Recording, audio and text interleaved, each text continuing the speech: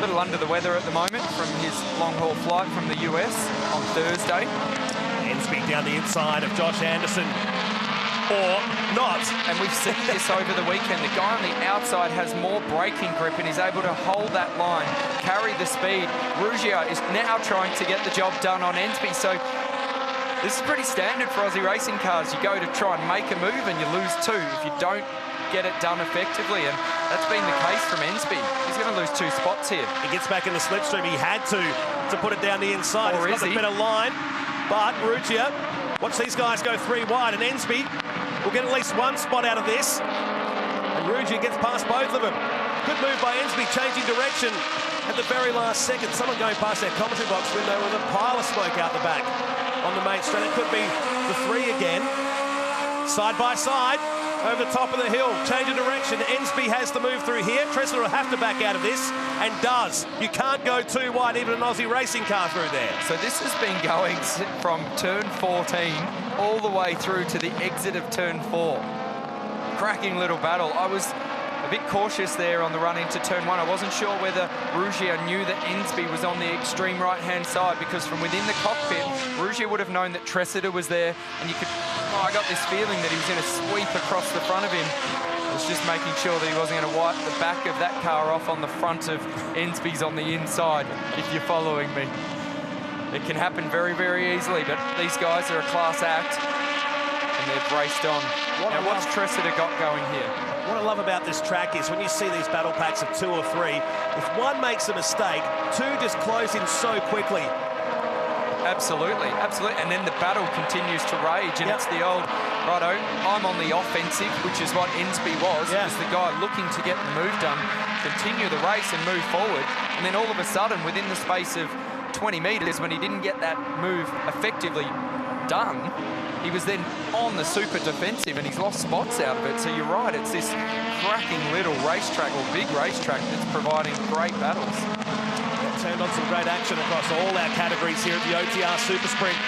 So far, the Ben Motorsport Park, the newest addition to the championship calendar. Lots to play out here in day number 3 as we start the final lap here. Joel Heinrich just breaks the track record at 2:06.383. The gap is 4.2 seconds. Back to Anderson. Ruggier 3rd. Ensby is 4th, and Tressler is 5th. He might be 4th soon, going for the challenge. Just down the inside goes Ruggier at turn number 1 on Anderson. A little bit of contact through here. He'll have the better line. He'll change the direction back into turn number 3. And Ruggier, he might be under the weather.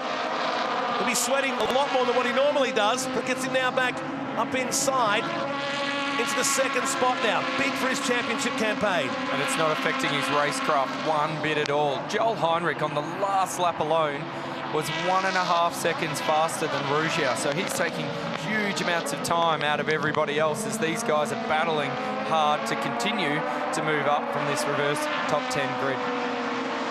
So Anderson, 3rd position. This will be his best result if he stays there of the season. 4th place back at Phillip Island in race number 2. Only had the 3 races down there, if you recall, with the fogged out conditions we had for the practice session on Friday morning. It shortened us down to 3 races. They're not going to catch Joel Heinrich here. 4.2 seconds away. Anderson's not giving up on 2nd place here. Ensby's still 4th, and Tressler running back in that 5th position. Little mistake there from Ruggier, and he was about half a car width wide, couldn't get to the apex, and I thought, this is not looking good, because soon as you're offline here, we've seen all weekend, that little fine red dust particle makes no grip, and I thought he was off. Oh, someone! And he's still wide. So that's Ruggier again. He's doing everything he can to lose that spot that he's worked ever so hard to get into. Thankfully, we are going to go full race distance here, even though we saw the safety car visit and do a couple of tours. We are on the final lap. This is still on. Anderson is not giving up. Meantime, this guy starting from 10th position, doesn't matter. He charged his way to the front, and that's the 3-peat here so far for Joel Heinrich, and his 5th race win of the season. And the Aussie racing cars is on in the background, and that's Bloxham going off massively on the inside of the final turn. He's almost back at turn 16.